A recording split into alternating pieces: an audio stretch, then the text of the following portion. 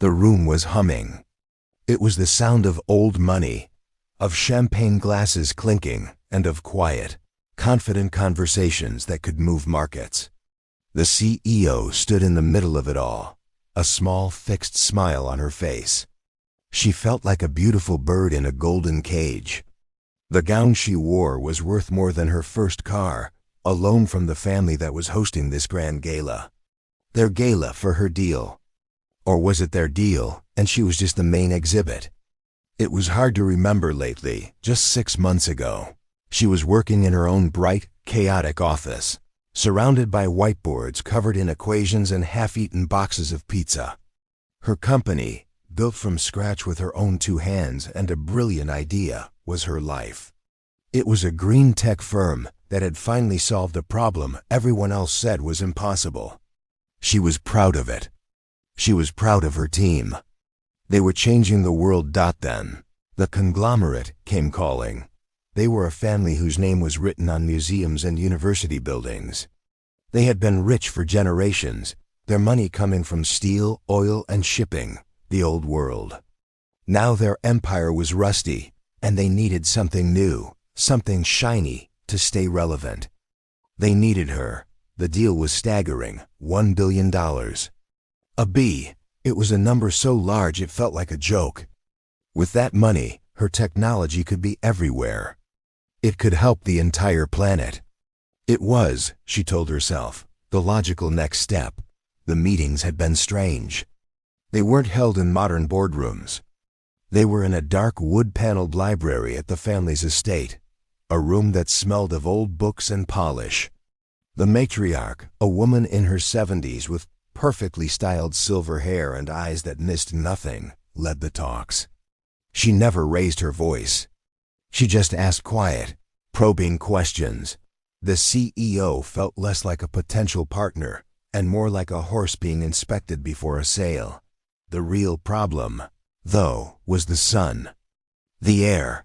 He was the one who would, in theory, be working with her after the partnership was finalized. He was handsome in a way that came from expensive suits and a life with no worries. But he had a dismissive air. He'd interrupt her during presentations. He'd check his phone. How novel, he'd said, looking at her data. Not brilliant, not impressive, but novel. As if she'd brought him a new toy, she tried to brush it off. This was business. Egos were always part of the game. The billion-dollar prize was worth a few small insults. Wasn't it? So now here she was at the gala. It was supposed to be the grand celebration, the coming together of old and new. The press was here. Politicians were here. The room was dripping with diamonds and power. And she had never felt more alone. "You must be so thrilled," a woman with a tight facelift whispered to her. "To be brought into this family. It's a fairy tale." The CEO just smiled. "We're very excited about the partnership." She was scanning the room for her own team, her engineers and coders, but she couldn't find them. She had a sinking feeling they'd been seated somewhere in the back. That's when he found her. The son. He had a glass of champagne in each hand and was already unsteady on his feet. "There she is!" He boomed, louder than he needed to be. He trapped her against a large marble pillar. "The guest of honor." "It's a wonderful party," she said, trying to be polite, trying to edge away. "Wonderful," he repeated, laughing at something only he found funny. He leaned in, and she could smell the alcohol on his breath. "My mother loves these things. All this tradition, me? I just want to get the deal signed. My work is done, right? Your team and my team have a lot of integration to do," she replied stiffly. "The real work is just beginning." He scoffed, taking a long drink from one of his glasses. "The real work, right. You know, everyone is so impressed with you. Our little tech genius. You've done so well, considering." "Considering what?" she asked, her voice quiet and cold. He waved his hand vaguely. "Oh, you know, everything, where you came from. Building your little company. It's just darling." She was seething. Darling, little? She had worked 20-hour days. She had slept on her office floor. She had outsmarted, outworked, and outpersevered every competitor. She tried to step around him. "If you'll excuse me, I need to find my team." "No, no," he said, and he put a hand on her arm, blocking her path. His grip was light, but it was a clear signal. "You don't move until I say so." He looked at her, his head tilted. He was smiling, but it was a smile she had seen in boardrooms before. It was the smile of someone who had never lost, who had never been told no, and who saw her not as an equal, but as an obstacle, or a possession. "You know," he whispered, leaning in closer, his voice dropping to a conspiratorial hush, "you really should be thanking us. We are giving you everything." His eyes were bright and empty. That was the most chilling part. That smile never, ever reached his eyes. The CEO's fixed smile didn't just fade. It vanished. His words, "We are giving you everything," hung in the air between them, thick and toxic. For a moment, she didn't say anything. She just looked at the man who held her arm, this heir to a rusty empire, who believed he was handing her the world. "Giving me everything," she finally repeated. Her voice wasn't angry. It was dangerously quiet, and it made him pause. "I think you misunderstand the deal," she said, pulling her arm from his light but firm grip. He let her. "This is a partnership," she stated, not as a hope, but as a fact. "My company provides the innovation, the patents, and the future. Your company provides the capital and the distribution network. We are giving each other value. This deal is not a gift." For a second, the son just stared at her, his drunken brain trying to catch up. He seemed genuinely confused, as if she had just started speaking a language he didn't understand. "Value?" he said, and then he let out a short, ugly laugh. "Your value? You have no value until we say you do." "That is where you are wrong," she said, her voice still level. She was done with this conversation. She was done with this party. She turned to leave. "You don't walk away from me," he snapped, his voice suddenly sharp. He was a spoiled child who had just had his favorite toy taken. He grabbed her arm again, this time harder. "You are nothing. You're just a project. You're a diversity project my mother thought was a good idea." "Let go of my arm," she said, enunciating every word. This was it. This was the moment his fragile ego couldn't handle. He saw her not as a CEO, not as a partner, but as someone who had disobeyed him. In public, in front of his crowd, he raised his free hand. It happened so fast, yet it felt like the world was moving in slow motion. The flash of the gold signet ring on his finger. The shocked intake of breath from a woman standing nearby. The swing of his arm. And then the sound. It was not a punch. It was a slap. A sharp, stinging, open-palmed slap that cracked through the air like a gunshot. Crack. The music, a gentle, classical piece from a live string quartet, seemed to just stop. Every conversation, every whispered joke, every clinking glass died at the exact same moment. A heavy, ringing silence fell over the entire massive ballroom, hundreds of pairs of eyes, the eyes of the richest, most powerful people in the city, all turned to the marble pillar. They all saw it. They saw the heir. His arms still hanging awkwardly in the air, his face a mask of disbelief. As if he couldn't believe his own hand had just done that. And they saw the CEO. She was perfectly still. Her head was still slightly turned from the force of the impact. A bright, angry red mark was already blooming on her left cheek, a perfect handprint. The humiliation was absolute. It was public. It was undeniable. The CEO didn't cry. She didn't gasp or scream or touch her face. The sting was immense.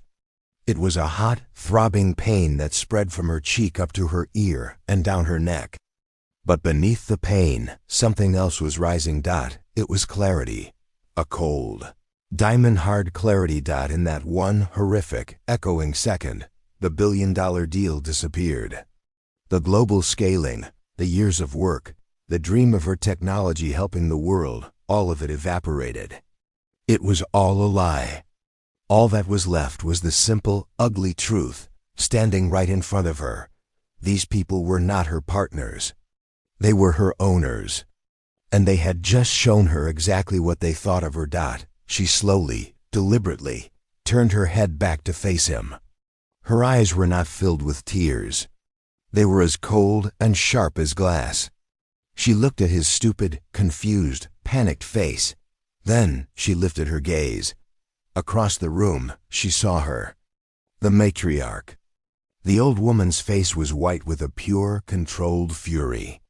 And the CEO knew, with absolute certainty, that the old woman's anger was not for her son. It was for her. For being the center of this scene. For creating this drama. For embarrassing the family. The matriarch was already moving, her expensive dress rustling. She was coming to fix this. To smooth it over. She would hiss a forced apology, drag her son away, and then tomorrow she would expect the CEO to be silent. To be professional. To still sign the deal. After all, it was $1 billion. Surely $1 billion could buy a little humiliation. The matriarch took 2 quick steps, her mouth opening. Now, I am sure we are all just... But the CEO didn't let her finish. She held up one hand. Not in a fist. Just a simple, open palm. A quiet gesture. Stop. And the matriarch, to her own surprise, stopped. The CEO said nothing. She didn't look at the son. She didn't look at the matriarch. She didn't look at any of the hundreds of staring, whispering guests. She lowered her hand. She calmly adjusted the strap of the glittering, borrowed gown on her shoulder. She turned her back on the air, her spine as straight as a steel rod. And she walked. She didn't run. She didn't rush. She walked. The sound of her high heels on the polished marble floor was the only sound in the entire vast ballroom. Click, click, click. Each step was a decision. Click. There is no deal. Click. There is no partnership. Click. I am done. She walked past the silent string quartet. She walked past the towering ice sculpture of the family's crest. She walked through the sea of frozen, horrified, and fascinated faces. She never looked back. She reached the grand, carved ballroom doors, pushed one open with a steady hand, and stepped out into the quiet, cool night, leaving the $1 billion deal, the humiliation, and the entire golden cage behind her in the suffocating silence. The car door shut with a soft, heavy thud, sealing her inside. The sounds of the gala, the music, the voices, the city traffic were instantly muffled, replaced by the quiet hum of the luxury car she'd been sent for the evening. Her driver, a professional who saw everything and said nothing, looked at her in the rearview mirror. His eyes were wide, but he didn't ask a question. "Home, please," she said. Her voice was steady. It didn't tremble. Her cheek was on fire. A deep, agonizing throb. She didn't touch it. She didn't look in the mirror. She just stared straight ahead as the car pulled away from the curb, leaving the grand, brightly lit museum behind. As the adrenaline began to fade, the shaking started. It began in her hands, a fine tremor she couldn't control. She clenched her fists, her nails digging into her own palms. The physical pain was grounding. It was real. It was better than the other feeling that was trying to creep in, that cold, slithering shame of being publicly struck, of being made small. Then her phone, sitting in her small evening bag, began to buzz. It buzzed once, then again, and again, and again. A non-stop, frantic vibration. She pulled it out. The screen was a nightmare. 22 missed calls, 41 text messages. Her senior VP, her head of PR, her lead engineer. And sickeningly, a dozen calls from the family's chief of staff. They were already spinning. Already trying to control the narrative. Already trying to pull her back into the golden cage. She looked at the glowing, frantic screen for one long second. Then, her thumb moved, pressed, and held. The screen went black. She had just disconnected herself from the world.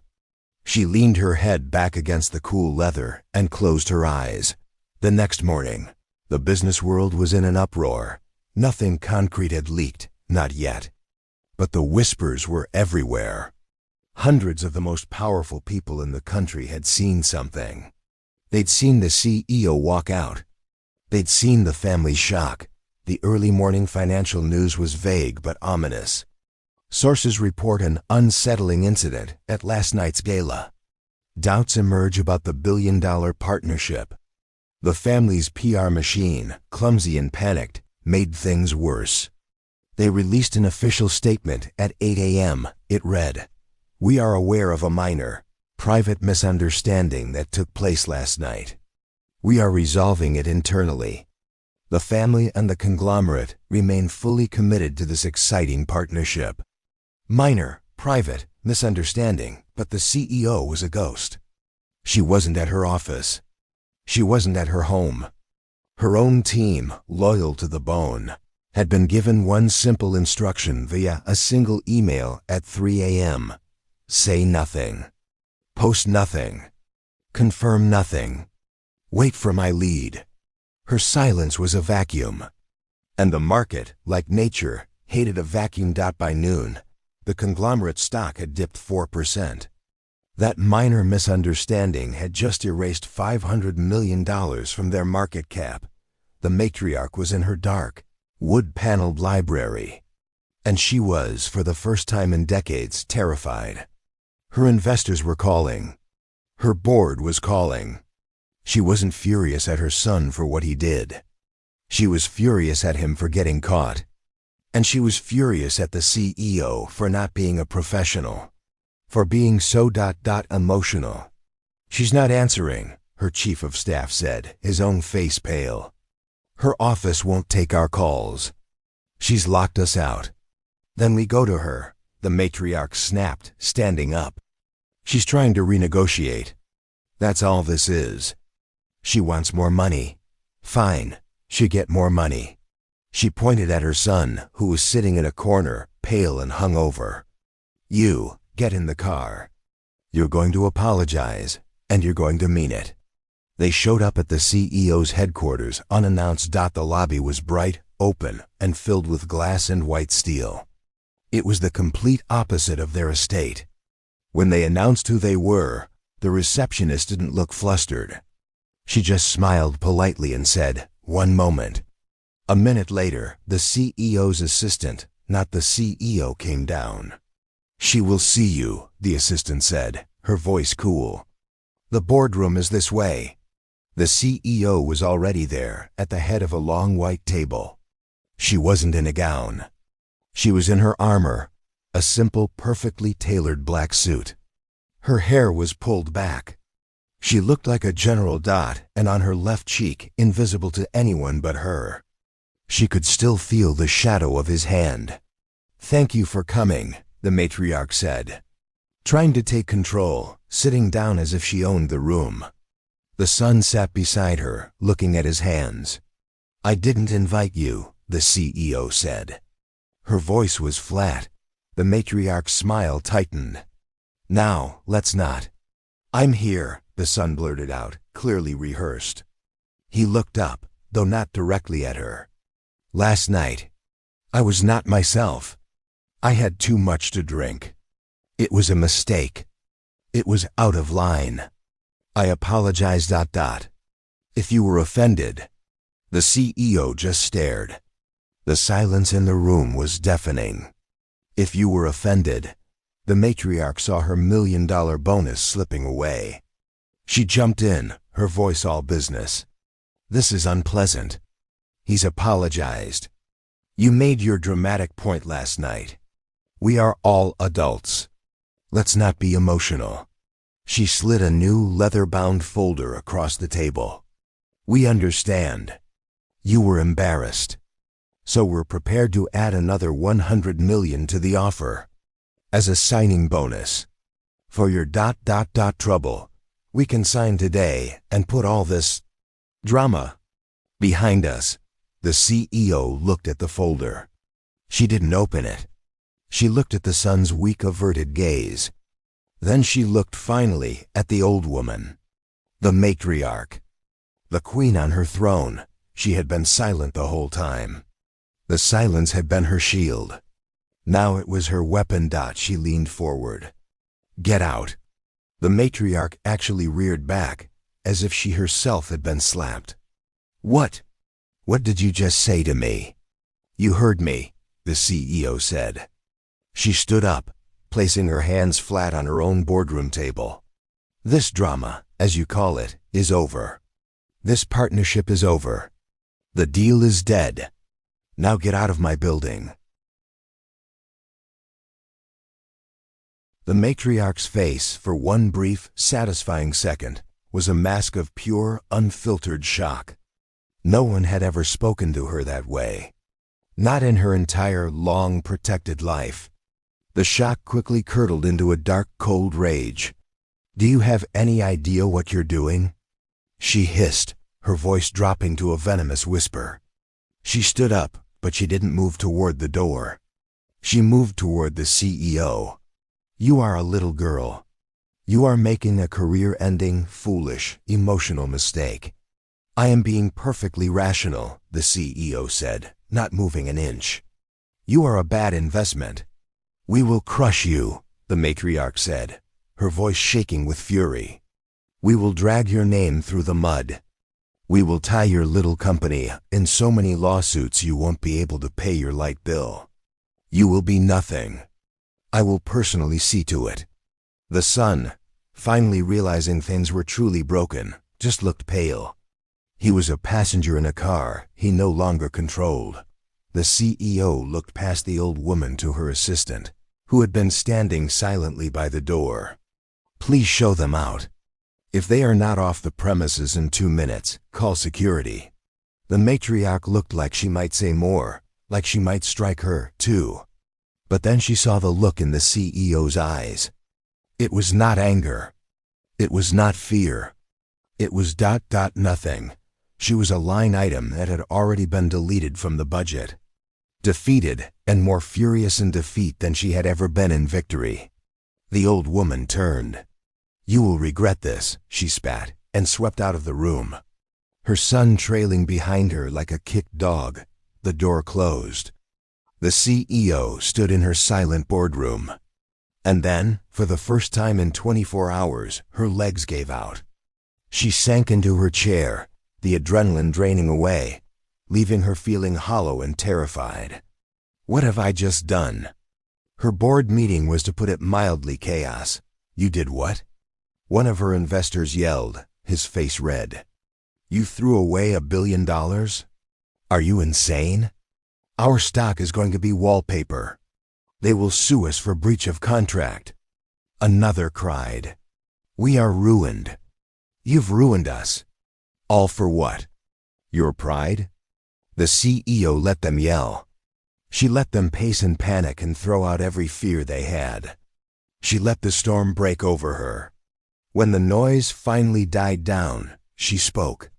He hit me, she said, and the room went quiet again.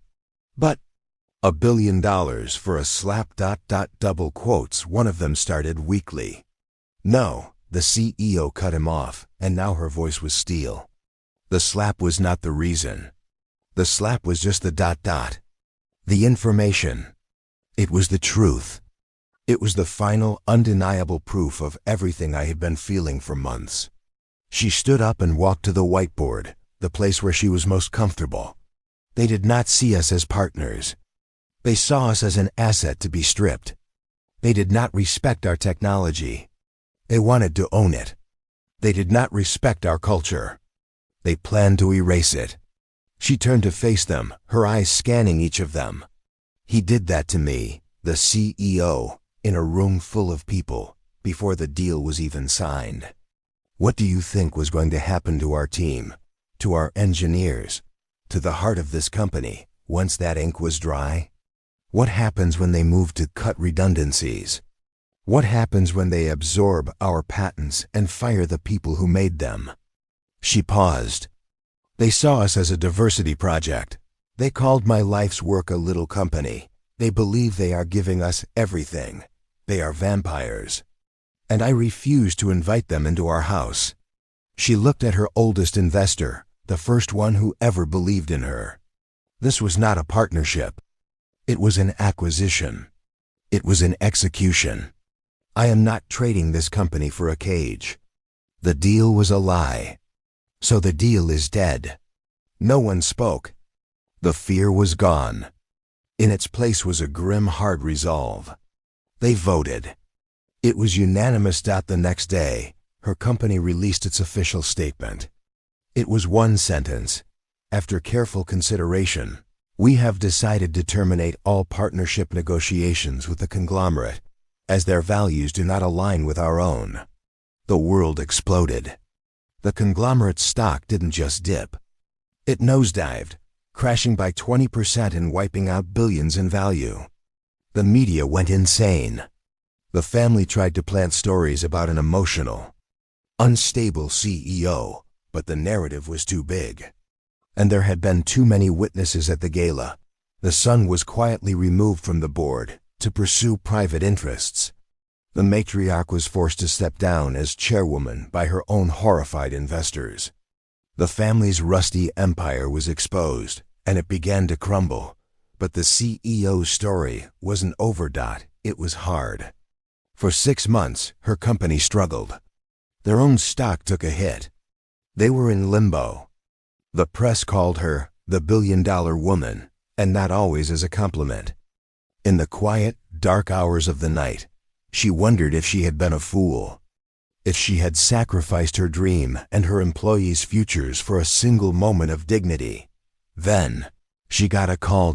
It was from a rival, a modern global tech firm from Asia, one known for its aggressive innovation and, more importantly, its respectful culture. The CEO flew out to meet them. She sat in a bright, clean boardroom across from their own CEO, a woman. The woman smiled. "We read about you," she said, sliding a folder across the table. My board was very impressed. They said, any leader who has that much integrity, who would rather burn a billion-dollar deal than betray their own values. That is the person we want as our partner. The CEO opened the folder. It was a partnership proposal. A real one. It wasn't for $1 billion. It was for 2. And the terms were simple. Her company would remain independent. She would remain CEO. Her team would be protected. This wasn't an acquisition. It was an investment. The CEO closed the folder. She looked at the woman across from her, and for the first time in a very long time, she smiled. A real, genuine smile. She realized the truth. The slap hadn't cost her anything. It hadn't cost her $1 billion. It had saved her from the worst mistake of her life. The humiliation at the gala wasn't her ending. It was her true valuation. And the final price? That was paid in full, by the family who thought they could buy the world, not realizing she had already built her own.